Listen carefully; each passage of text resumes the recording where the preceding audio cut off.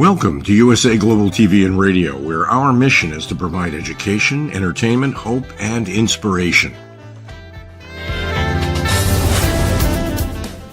USA Global TV and Radio connects you with experts and audiences all around the world every single day to help you succeed in business and to live a richer life. Visit us at usaglobaltv.com to learn about career and life-changing training and mentoring programs like the Listening Mentor. Subscribe to our newsletter to stay informed about our special programs and offers. Discover how you can become a guest on one of our shows or a host or producer of a USA Global TV and Radio show of your very own. That's USA Global TV and Radio, where the doctor is always in.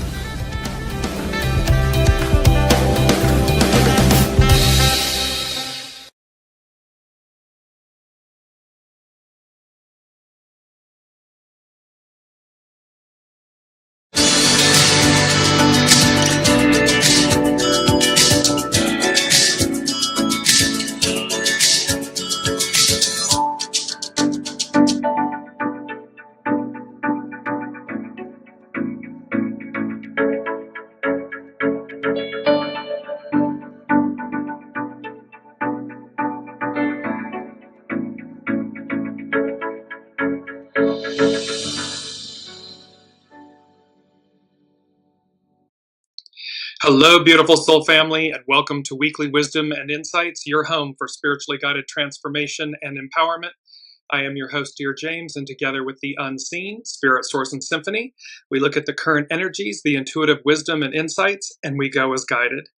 And beautiful, beautiful, beautiful astrological energies here, mid-October 2025, and it's all about Pluto, Pluto, Pluto.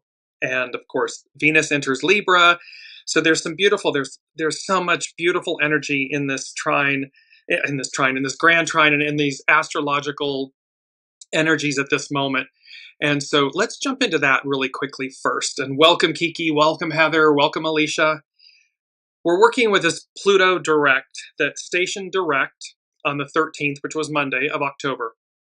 And when you look at the center of the astrological wheel and the aspects, the astrological aspects, you can see there's this beautiful grand air trine that's between Uranus and, Pluto and Venus.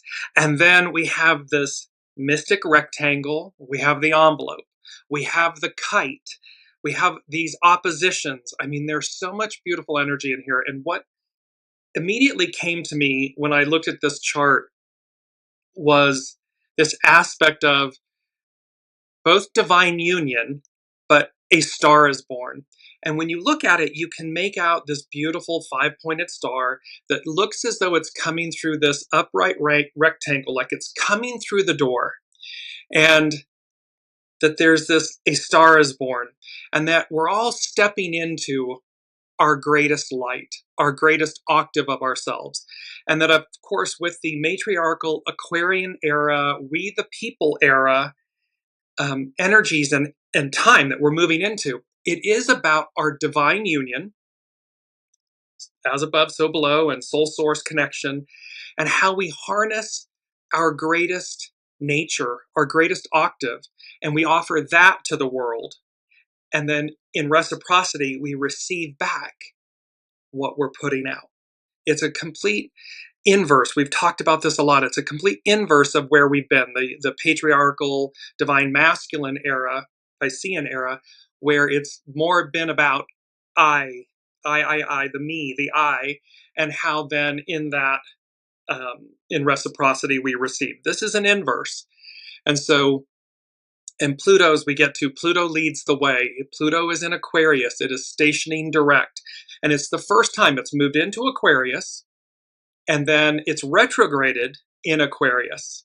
And now it will go forward in Aquarius. So it's really in its new sign, and it's gone forward, regressed, and is now going forward again. So there's big energies that are playing with this, attached to this. Let's look at also our main energies, the numbers. It's October, so it's a 10-month. It's treading this cautious advance. The divine union, 15 and 16. So we're going to work with hexagram 15, which is about authenticity, humility, and how that brings about balance. And then 16, which is enthusiasm and excite, and how when we marry those two, they really are limitless in the positivity of what we can accomplish, what we experience. It's a 9-year, which means we're completing. See, there's big completions here for 2025. It's a 9-year. 2026 is a 10-year, new beginnings. And so we have this small restraint, surrender, and then it culminates in a 7, which is army, correct discipline. Army is also known as legions, meaning we have everything we need. At every given moment, we have everything we need. It's simply to recognize that, to connect with that. Now, again, based on the chart that we just saw, the Pluto stationing direct, we have this divine union, a star is born. We also have the mythical phoenix medicine. And then this also came with our astrological influences. It was also speaking to unexpected announcements. And we touched in, so this can be news, travel, fortune, opportunity. So these unexpected announcements that come out of nowhere, and how the Aries full supermoon that just occurred on the 6th of October, and then of course, a week later, Pluto stations direct at 1 degree Aquarius, and it's 1 degree 22 arc minutes. So here's 1, creative force. Here's 22, the most powerful master number, and it's in Aquarius, stationing direct. And so expect unexpected announcements, news, travel, fortune, opportunity. There's so much here tied into these energies. And it's because, again, as we spoke about last week, that 8 of Swords, well, we're going to be combining later on in the show, the 8 of Wands with the Ace of Swords. And I'll explain how those come together. But let's jump into divine union. It is our main theme, and we have this beautiful divine union. A star is born, phoenix medicine. And we're going to take these one at a time and go through them. And so divine union is a spiritual concept describing a profound, sacred connection between two souls or between an individual and the divine.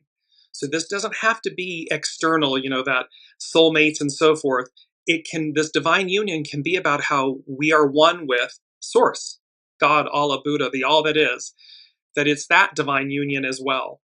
It goes beyond a conventional relationship to represent a deep soul level bond with a higher purpose, such as spiritual growth, a shared mission, or a harmonious blend of masculine and feminine energies.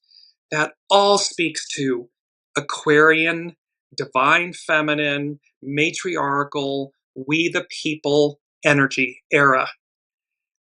The concept is found in various traditions and is often characterized by intense transformation, mutual growth, and a sense of sacred purpose. And I just want to bring up this beautiful image of divine union, and it's by Danielle Caners at artisticherbalist.com. And she has beautiful images that are very futuristic and so forth that you can go and purchase on her website. Yoga mats, all kinds of different things, actual artwork. But you see in this image the beauty of the divine masculine and the feminine merging, coming together as one, this yin and yang aspect of ourselves. And again, so it's to remember, it doesn't have to be an external divine union. It can and most likely will be first and foremost a divine union of soul and self, ego, mind, personality, human, soul source connection coming together in this beautiful harmony and balance. Key aspects of divine union, spiritual purpose. The unions are often believed to have a higher purpose, such as aiding the spiritual awakening of both individuals and contributing to the collective good. So this is when it's between people. It's a union of energies. A common interpretation is the synthesis of complementary energies, such as the masculine and the feminine. This is the Shiva and the Shakti, or the yin and the yang, to create a balanced and more powerful third state of being, this Ahura Mazda, that rotary engine that we've talked about, where the heart and the soul, the ego, mind, personality, the soul source connection, it's all unified, operating as one in this beautiful, rotary, triangular fashion, this third state of being. Deep connection. A divine union is experienced at a soul deep level, often involving telepathic communication and a feeling of, quote, home with one's partner. So again, this can be with another, externally with another.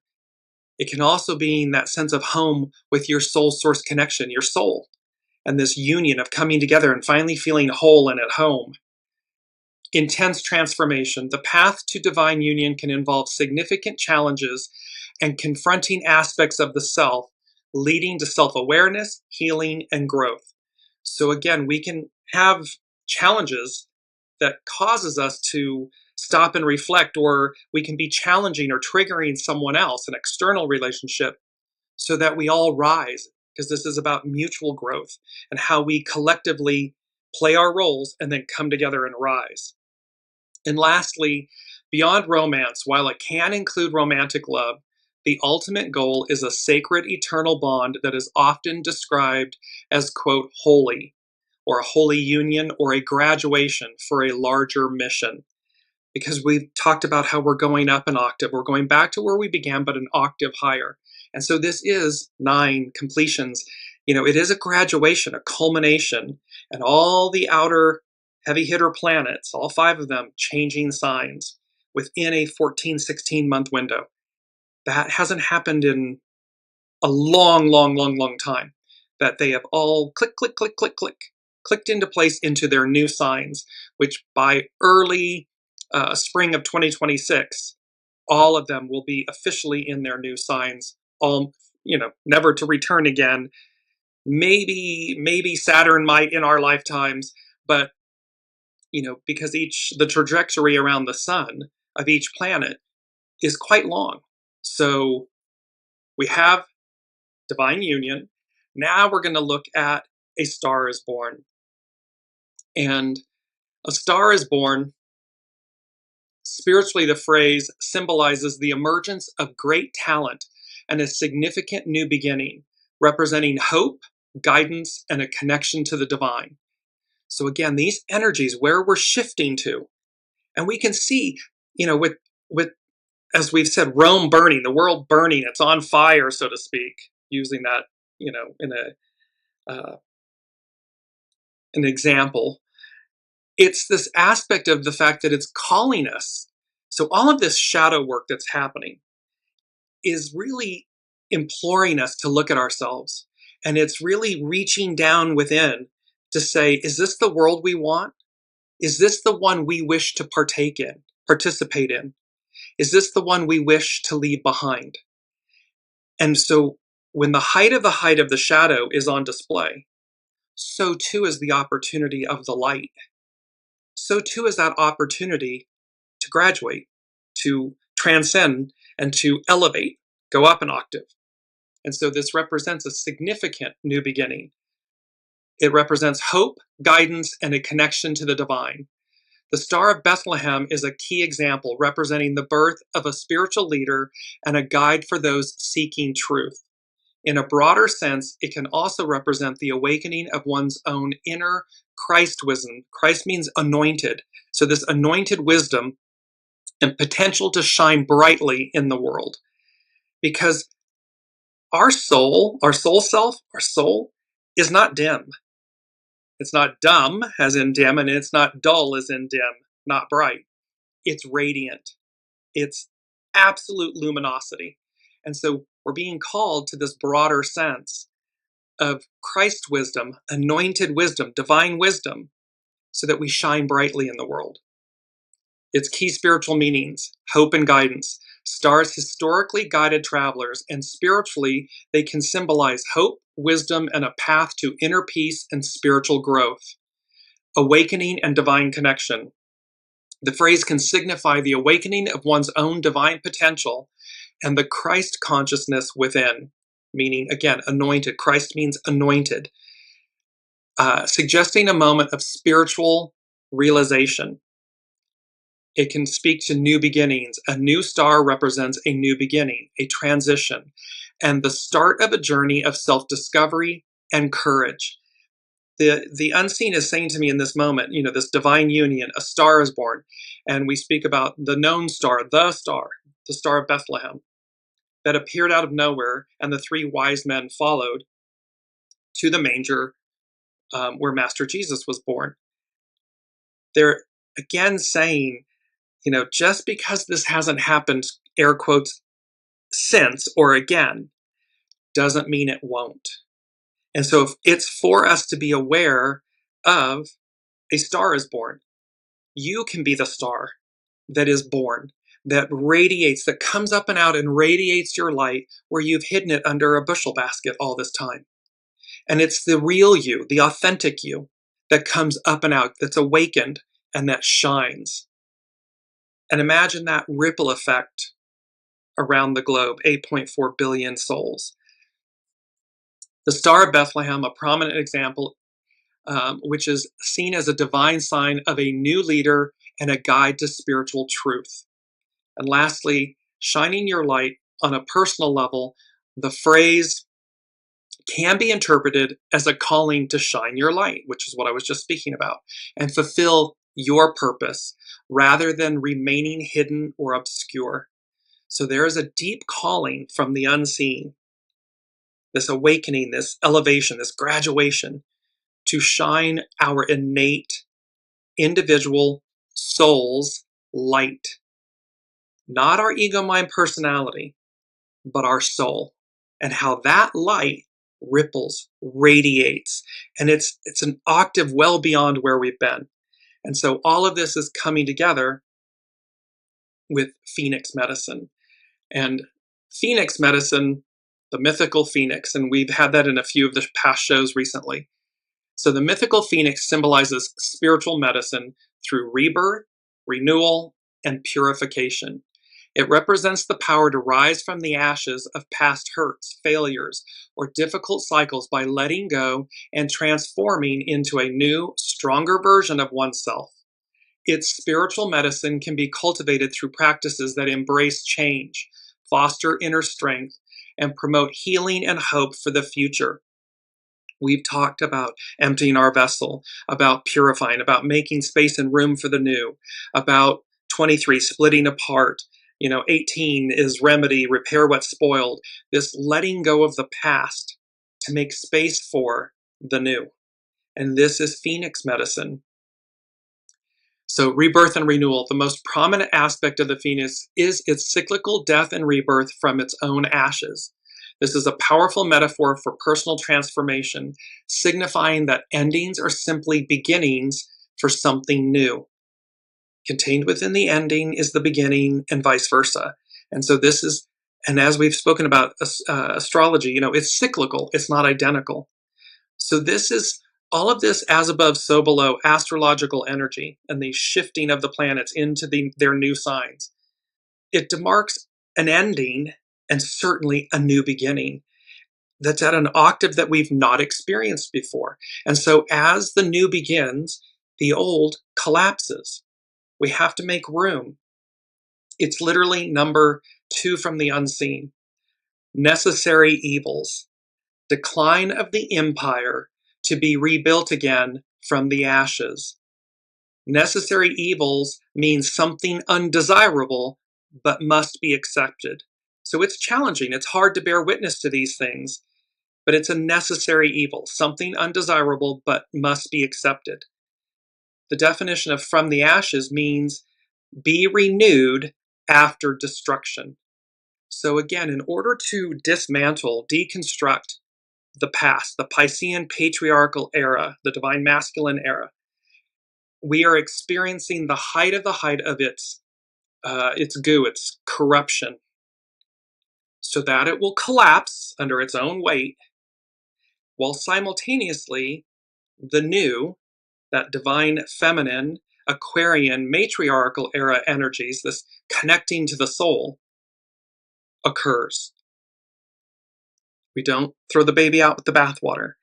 We want to take the very best of the divine masculine, Piscean, patriarchal era forward into the new, in concert with, in service to the divine feminine, the Aquarian, the matriarchal, we the people era, both in their purity.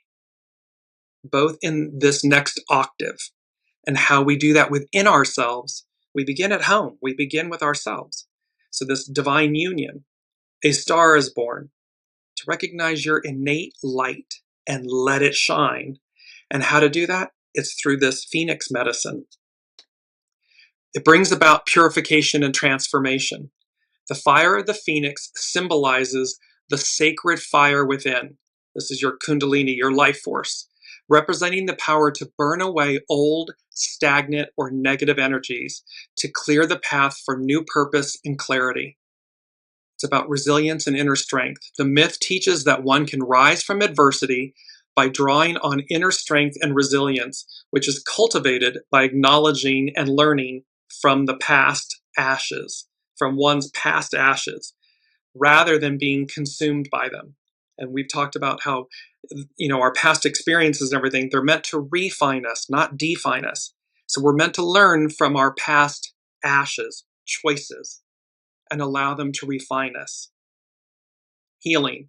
In some legends, the phoenix's tears are said to have healing properties, which can be interpreted as the curative power of profound sorrow and empathy.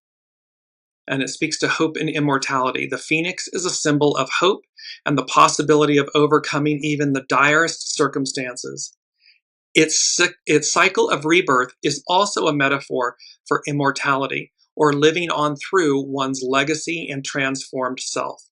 Because our energy is eternal, and everything is energy. You cannot kill energy. You can transmute it. We can change it into something else, but we can never kill it. And so this is where we don't want to kill the shadow.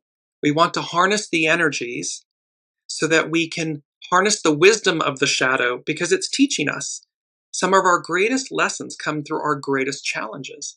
And so we want to be able to harness that energy, but to transmute it, to refine. It's only when we get stuck or we become the shadow that we lose its lesson, or its power amplifies and magnifies in a less than good way. Everything's purposeful. If that's the lesson a soul wishes to learn, it may do so. It's just, it doesn't have to be that way. And this is true of the world. We're seeing the height of this shadow of the divine masculine, the Piscean patriarchal era. It doesn't have to be that way. It's to what degree do we stop and pivot? Do we alter and make room, empty the vessel, make room for the new to rise up and claim what's before us? How to work with the Phoenix medicine. Acknowledge and accept your ashes, your choices. Honestly look at past hurts, failures, and disappointments. Accept them as part of your story and use their lessons to empower your future rather than letting them hold you back.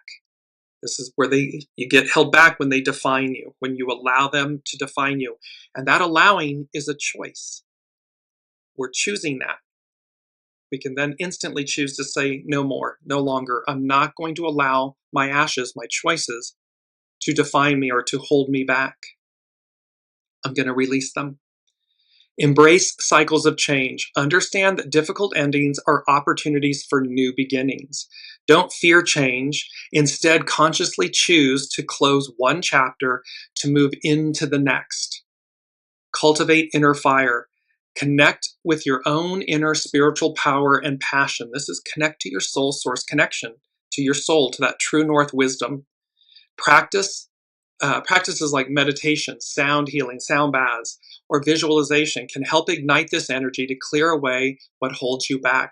This is about speaking about having personal altars, if you will, and you can have the beauty of, crystals and healing, divination cards and different things that transpire and inspire your energies to shift. It's a reminder. You can place them throughout your home, in your vehicle, at your place of work, so that just a simple image of something keeps you on track, keeps you remembering that you're a phoenix rising, that you're a divine union of soul and self, and that a star is born when you shift lanes, trains. We've talked about that a lot. Get on the right train, the golden train with the golden ticket.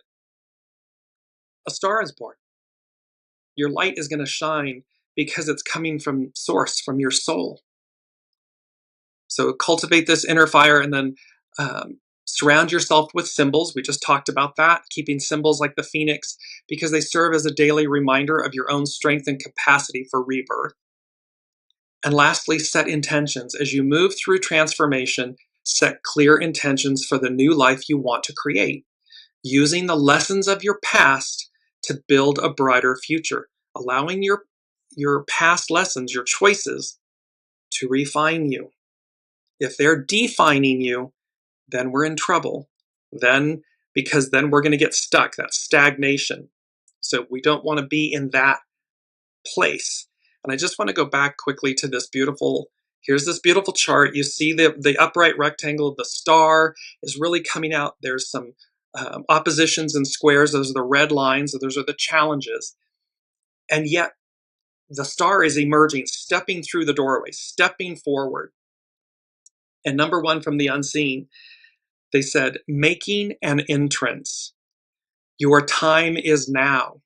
The time is now.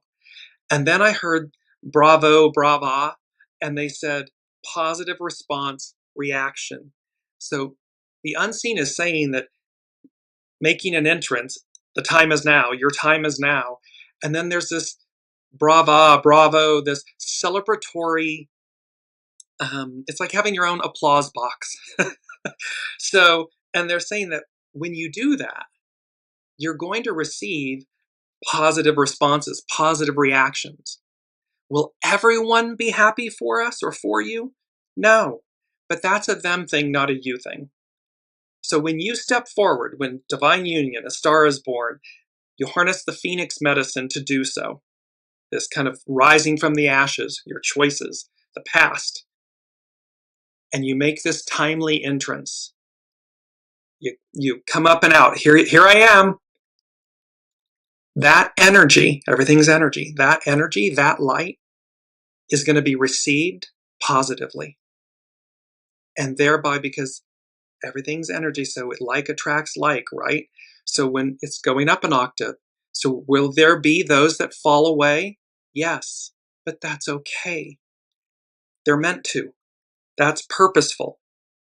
So that you graduate, you elevate, you transcend, you evolve. I want to go to, and this is our mantra, and we've had this a lot. Peace be with you. So that's our mantra, peace be with you. However, what the unseen said is, peace is always with you. Wake up. And this whole, that it's a choice that we choose. And the image is of the rising sun with this rooster that's going to crow, that in essence is the,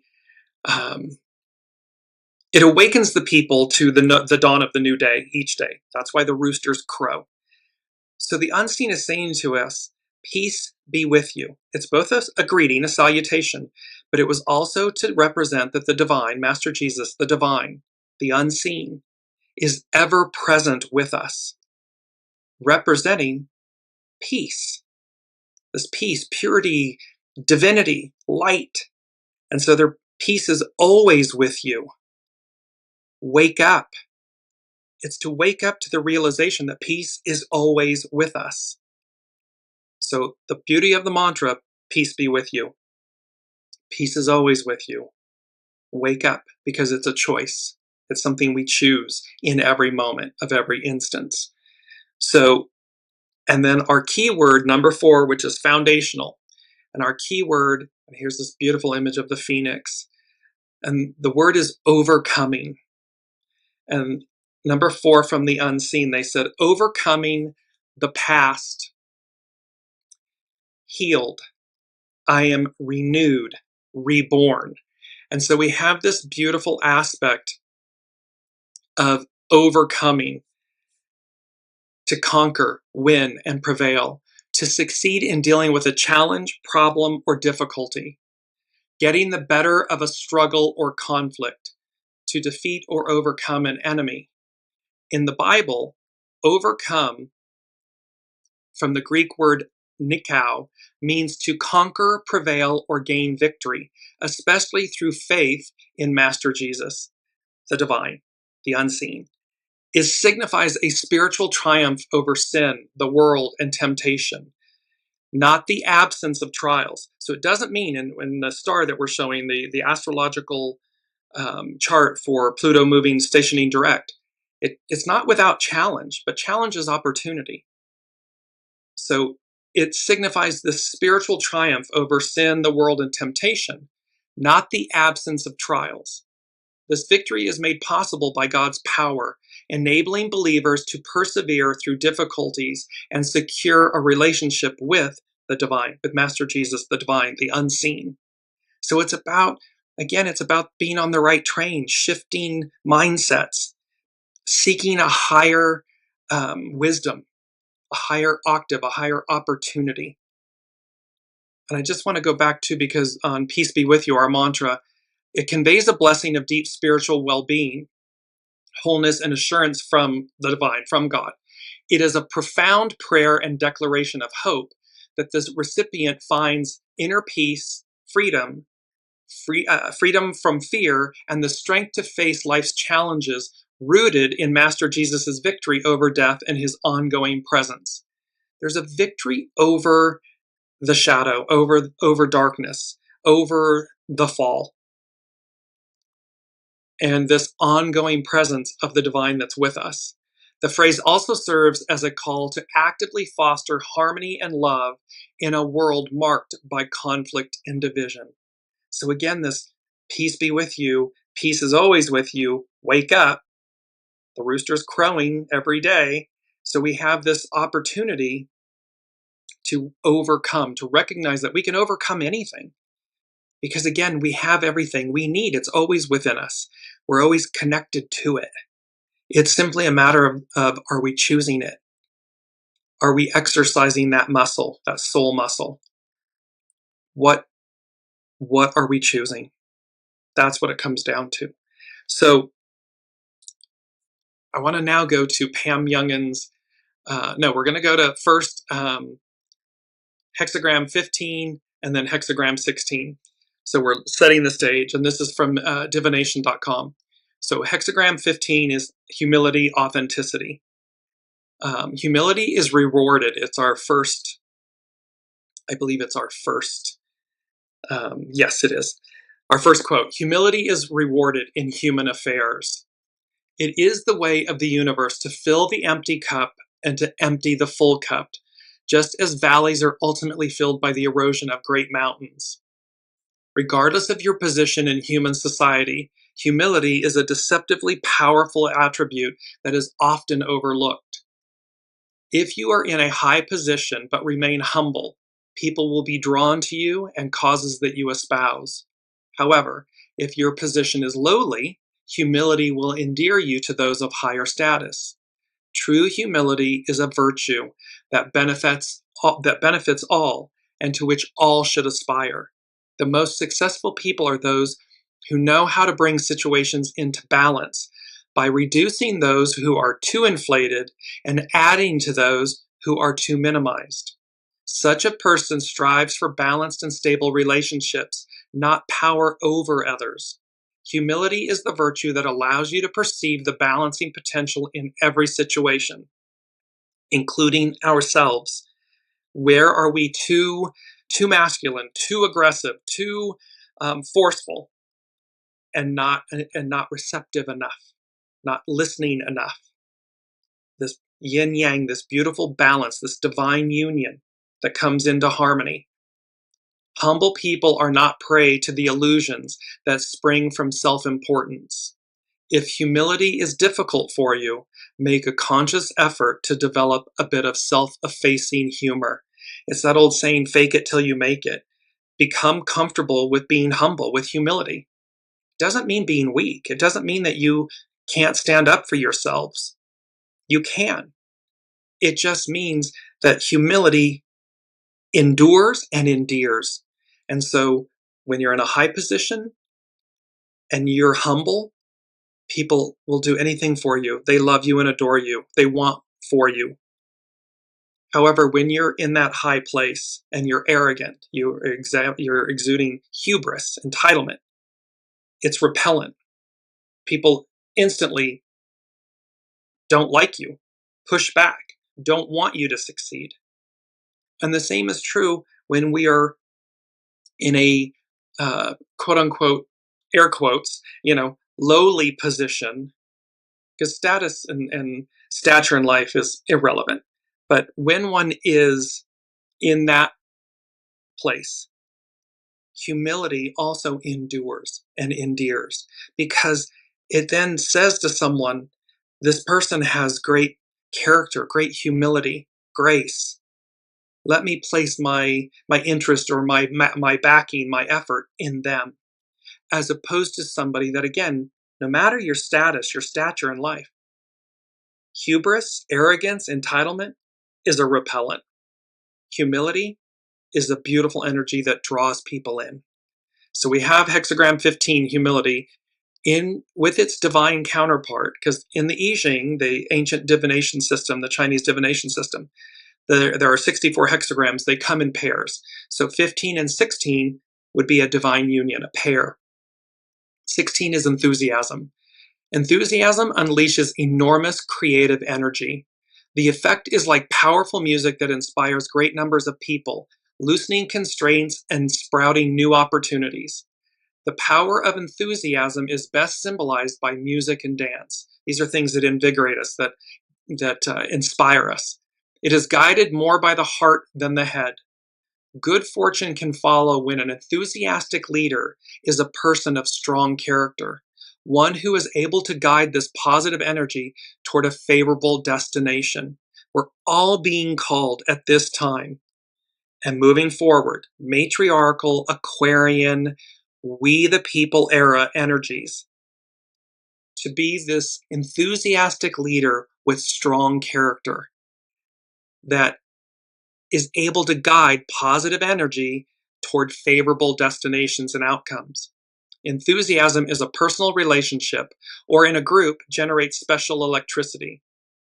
For instance, when the crowd at a music festival is charged up, the singer scales new heights, and life, the shared experience of the moment, becomes its own reward. And who is not in awe of thunder? Who would fail to fill his or her lungs with refreshing air in the aftermath of a cleansing rain? Arouse the passionate support of others while adjusting your ideas and plans to suit their needs. In this way, you can fill your sails with the mighty wind of popular support. So again, this doesn't mean to acquiesce and become something that you're not. It means, it's read the room.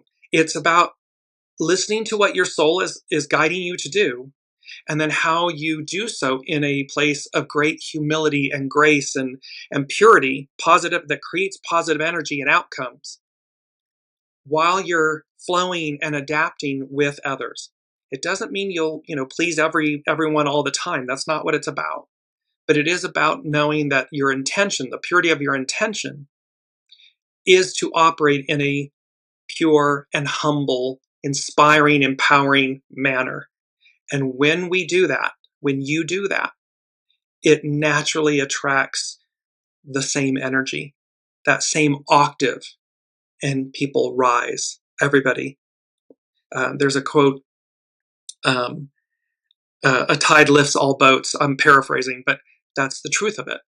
So arouse the passionate support of others while adjusting your ideas and plans to suit their needs. In this way, you can fill your sails with the mighty wind of popular support. To arouse others, redouble your dedication and dare to create an environment that is free of tension. Take joy in your work. Harness the power of song and dance in your own way. Sing in the shower. Dance as if nobody's watching. Inspire yourself and inspire others.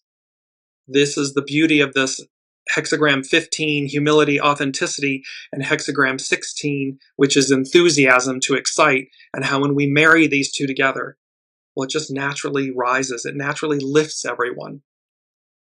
So now we go to, and welcome, Olivia. We go to Pam Youngan's North Point Journal. And she is speaking about the Pluto effect. And this is, again, it's all about Pluto, Pluto, Pluto. It's number 6 from the unseen. And they literally said, Pluto, Pluto, Pluto. Pluto leads, and here's this beautiful image of Pluto. And remember, Pluto, look at that beautiful heart on the right side. There is literally a heart on the planet Pluto. And so it's number 6, Spirit and Service from the unseen. They said, Pluto, Pluto, Pluto. Pluto leads the way. The way. Out from under darkness, the light returns, prevails, and purifies. So this Pluto, now 246 years later, 47, re-entering, and it's officially, it entered, it regressed, and now it's again officially moving forward within its new sign, Aquarius. It hasn't been there in 246, 47 years, and it's leading the way. It's because Pluto, the god of the underworld, brings up all the goo, all the stuff that's been hidden, so that we will transmute it, transcend it, purify, repair the decay, repair what's spoiled, and rise. Rise from our own ashes, our choices. And so this is Pam Youngins at North Point Journal, the Pluto effect. Humanity is undergoing a powerful process of detoxification. As bright light shines into the rooms of our collective consciousness, we are seeing more clearly that which was previously hidden in the dark corners and under the bed. Uncomfortable truths are being uncovered. We are seeing through the illusion and are being given the opportunity to reclaim our power. We the people. It's soul, matriarchal. It's divine feminine. It's the soul source connection. That is the power that we are reclaiming. This process is due, at least in part, to the planet Pluto moving through Aquarius. Pluto acts as a catalyst for a process of death and rebirth, the phoenix, the mythical phoenix, a transmutation from an old form to a new one. Aquarius represents society and community, the way in which the individual contributes to the whole. Pluto's alchemical effect on our world and our awareness has been heightened since it went, quote, out of bounds in late August. Further upping the ante, the dwarf planet is at a virtual standstill this month as it completes its 5-month retrograde period and turns to go direct. This has the effect of increasing Pluto's influence throughout the month of October. It means when a planet stations, whether it's going retrograde or direct, the intensity of its energies are heightened, amplified. When a planet is out of bounds, more than 23 degrees, 27 arc minutes above or below the plane of the ecliptic, its influence is exaggerated. So not only is it stationing, Pluto is stationing, but it's also out of bounds. It's like boom, double boom. It's doubled. The intensity is doubled. Pluto is out of bounds this year from August 29th, 2025 to November 23rd, 2025. During this time, we are observing an extreme drive to control and dominate through fear. However, we are also seeing the deep corruption that has woven its way through our governments and other social systems. While this experience can be overwhelming at times, there is hope. Pluto is currently out of bounds to the south, which plays out very differently than if Pluto were out of bounds to the north. History reveals, because astrology is cyclical, it's not identical, but it's cyclical. History reveals that when Pluto is out of bounds to the north, dictators gain control and the people are disempowered. However, when Pluto is out of bounds to the south, as it is right now, the people regain their power and societies are reformed. So there's historical evidence for this, astrologically speaking. Pluto will be out of bounds to the south periodically from now, 2025, through 2035, for a decade, out of bounds to different degrees in the south. This year, it is out of bounds for a total of 86 days. This amount of time will increase every year until 2029, when it will be out of bounds for 155 days. After that, the annual total of days out of bounds will gradually decrease. The last time Pluto was out of bounds to the south was from 1774 to 1795. These were the years of the American Revolution and the French Revolution. We talked about this in many shows. Colleen is saying this is beautiful. And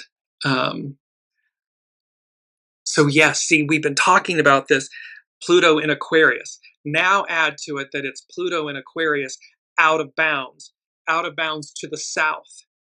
You get why this is all Pluto, Pluto, Pluto. And this Pluto leads the way, not a way, the divine, the unseen, the all that is. You know, again, God, Allah, Buddha, Master Jesus, the all that is. They're saying the arc of destiny moves forward.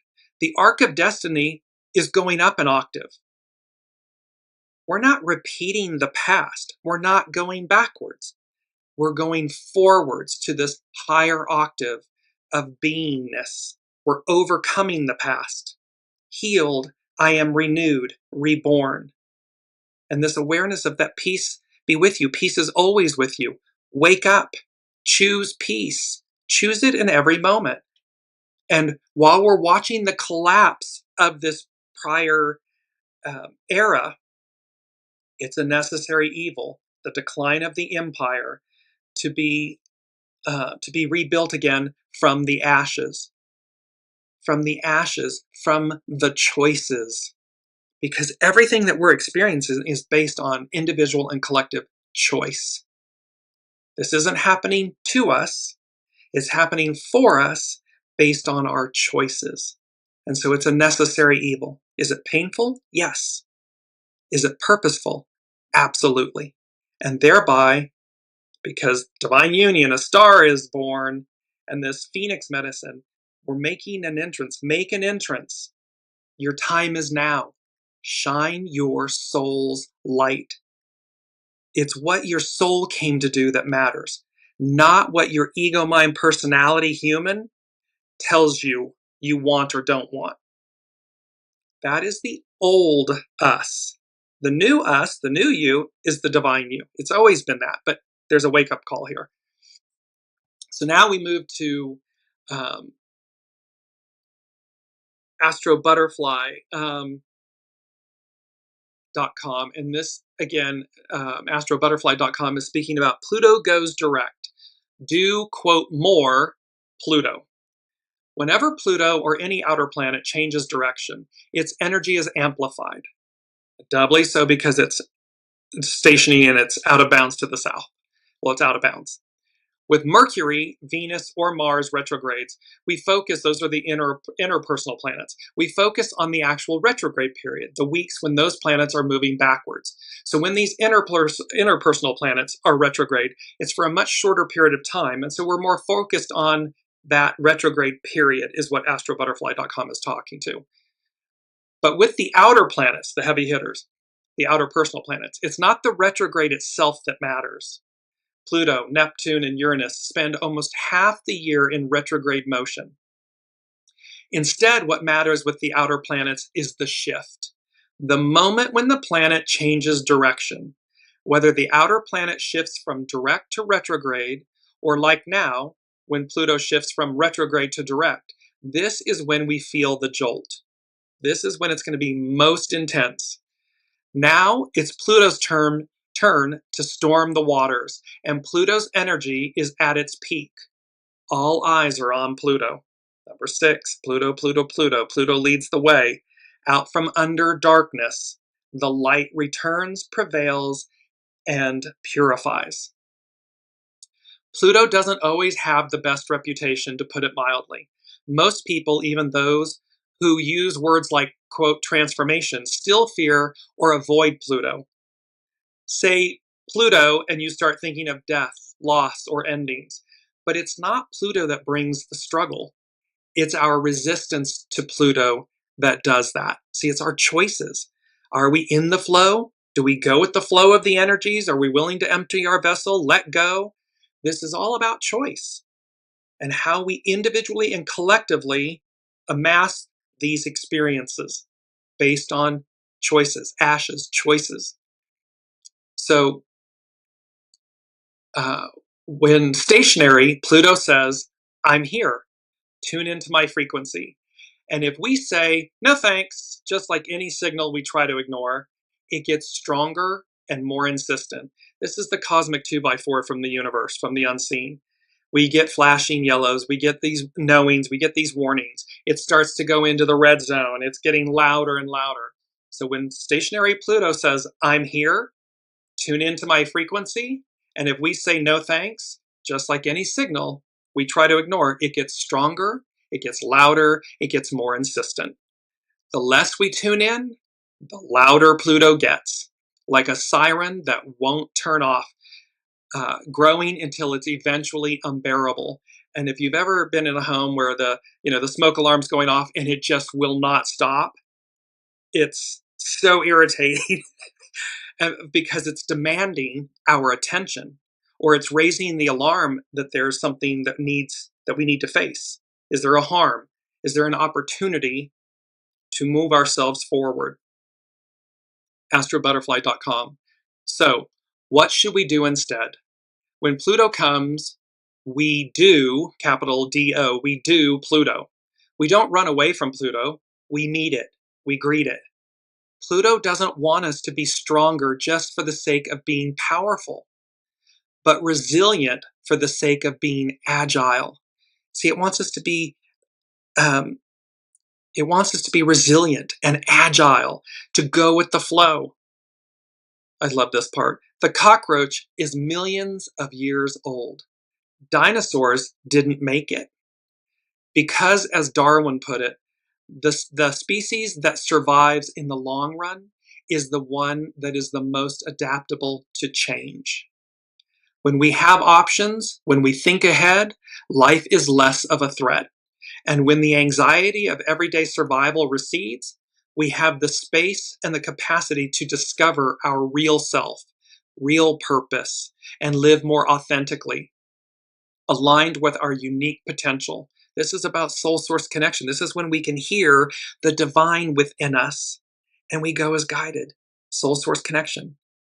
And that is the true core Pluto motivation. When Pluto goes direct, the invitation is not to avoid or outsmart what's rising up, but to turn toward it, engage with it, and allow that deeper truth to guide your next step. With Pluto, transformation begins, and this is a beautiful quote. It's one of the quotes that we're using. With Pluto, transformation begins the moment we're willing to meet life on its deepest terms. So this is a beautiful act of transformation because we're willing to meet it. And it's on the deepest levels, not to destroy us, not to dismantle us, not to harm us, but to bring us into harmony and union. That's what this Pluto, that's what it's doing. And is it? Yes, it's the mandrakes. We talk about the mandrakes being uprooted and replanted into larger pots in the Harry Potter series. Well, that's what Pluto's doing for all of us. So is there screeching and, crying and Yes, however, against this backdrop of clinging to the past, and yet this huge momentum, because remember, the magnitude of those that are in power trying to cleave and cling and to the past and stop time for cause and effect was last week's mantra. There is an equal and or greater force that moves us forward, that sees this and says no, rejects it, no. And that force then comes together, culminates, and energy, like attracts like, and it becomes greater and louder. This purity, this truth, this no, I want what the future affords, not what I had in the past. I've already been there, done that. I've already lived that. So who wants Groundhog Day to repeat over and over and over and over again? That's very stale and stagnant. Moving forward into the unknown, big smile on my face, that's exciting because it is unknown. And it's to remember it's not unknown to us, air quotes. It's not really unknown to us. Our soul knows the way. It has always known the way. It will always know the way. It's just the ego, mind, personality, human taking a deep breath and exhaling and saying, okay, let me follow you because you know the way. That's where we are. Now, let's conclude with, in astrology, it's Astrology by Lauren. And she begins with a quote from Noam Chomsky. There are two sets of principles. They are the principles of power and privilege and the principles of truth and justice. If you pursue truth and justice, it will always mean a diminution of power and privilege. However, if you pursue power and privilege, it will always be at the expense of truth and justice. So see, it's innate. When we just simply pursue truth and justice, then power and privilege and all those things recede. They subside because we're seeking truth and justice, purity, goodness. However, if we're pursuing power and privilege, they're at the expense of truth and justice. So the purity of our intentions is paramount. It's important. Astrology by Lauren, Pluto Stations Direct 2025. On Monday, October 13th, or Tuesday, depending on where you are in the world, Pluto will station, ending its 5-month retrograde phase. Although Pluto has been in Aquarius for over a year now, this is the first time that it stations direct while still in Aquarius. We spoke about this earlier. There is a certain gravitas that Pluto gains in this sign by stationing direct in the sign of universal brother and sisterhood, freedom, and equality. Aquarius is a sign of the people, and as Pluto gains its foothold here, its aim is to shore up the power, not from the top, but at the base, with the people at large. So this is about Pluto securing the foothold to create the power from the ground up, from the base up, not the top down. None of that trickle down economics and stuff. It is a profound concept and one that is likely to gain even more traction next year in 2026, when the nodes of the moon, where humanity's going and what we're releasing, move back to Aquarius and Leo. For that is when the fates, as it were, the nodes of fate, the fates, can step in, tilt their hand, and leverage things in a certain way that will help to facilitate the process. This is why all of the outer planets shifting signs in that 14 to 16 month window is such a big deal. Pluto and Aquarius, first time in 246, 47 years. It's a big deal. It's all about moving humanity forward, revolutionizing humanity, our experience.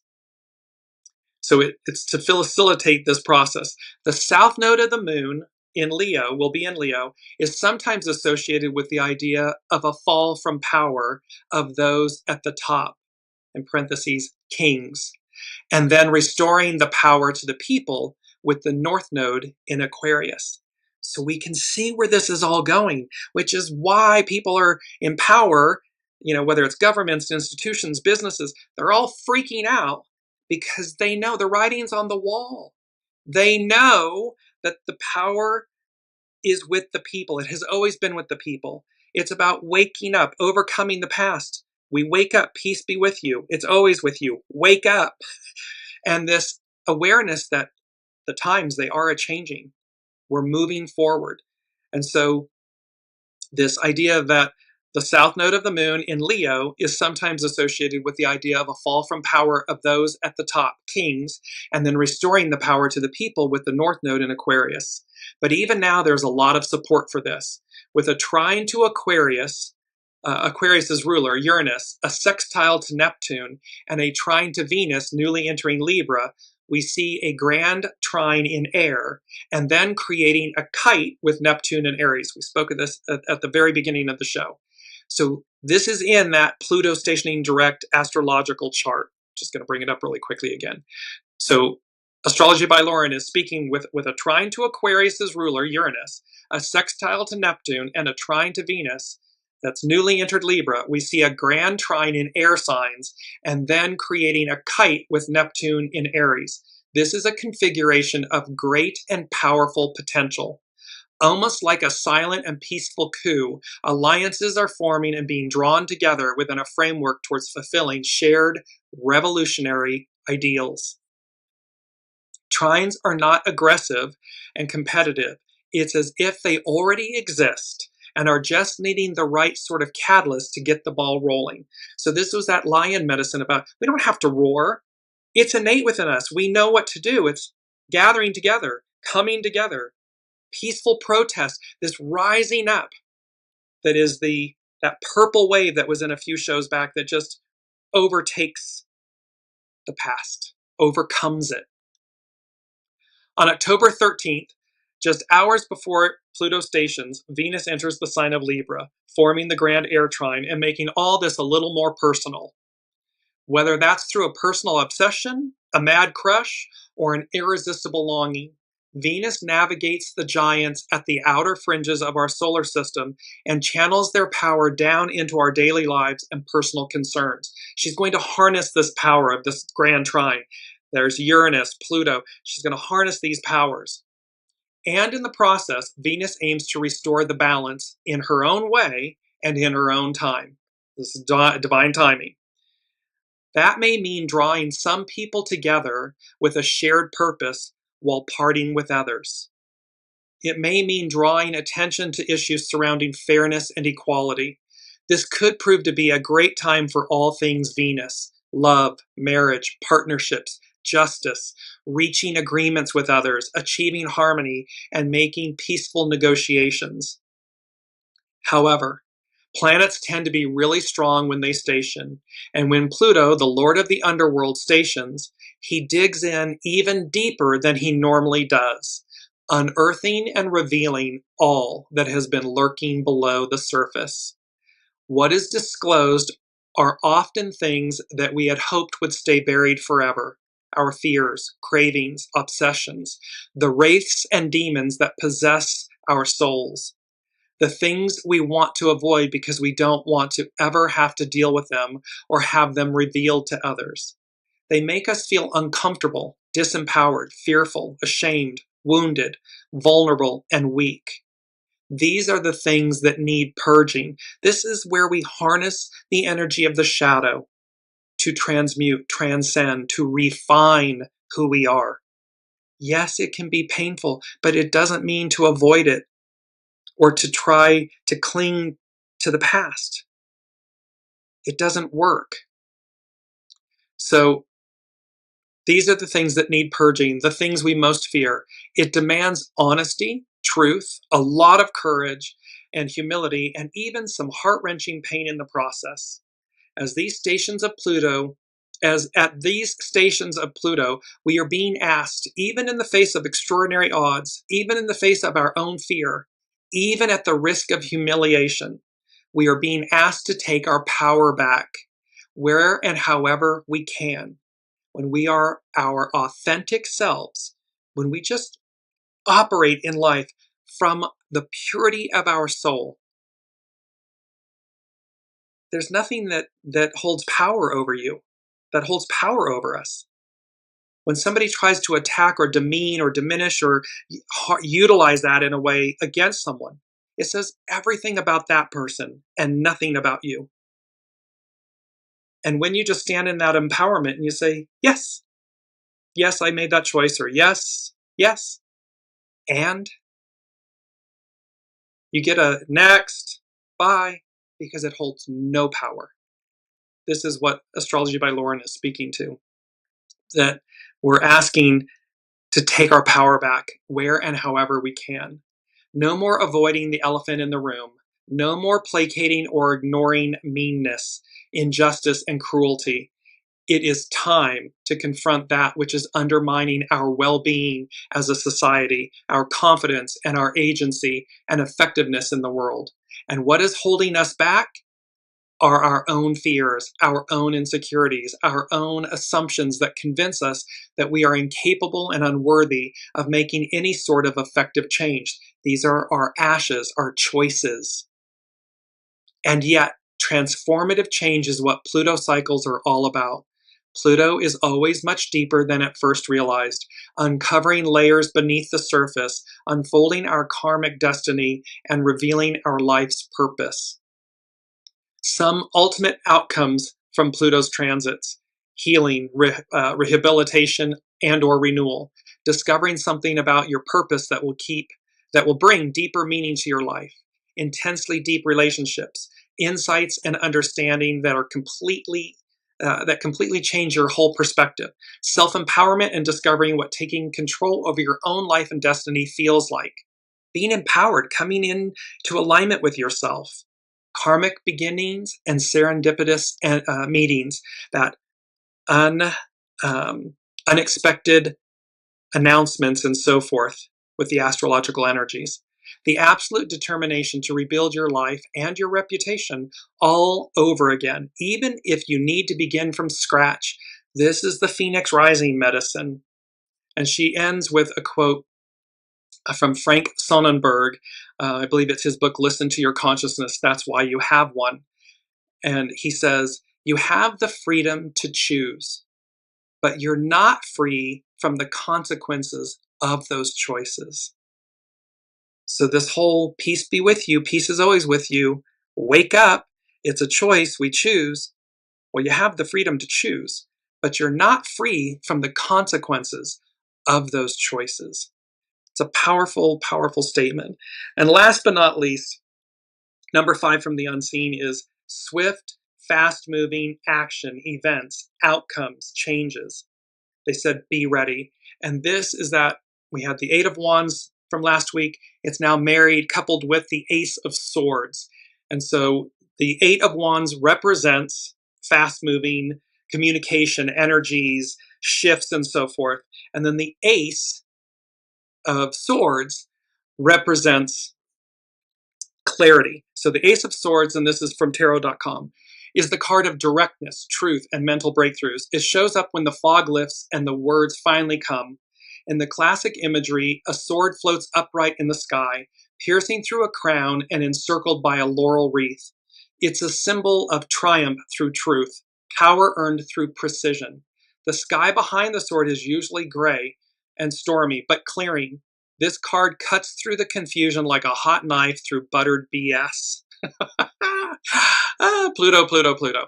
This card doesn't hand you answers, but it delivers a lightning bolt of awareness, a realization, a decision, a sharp word that might sting, but rings with undeniable truth.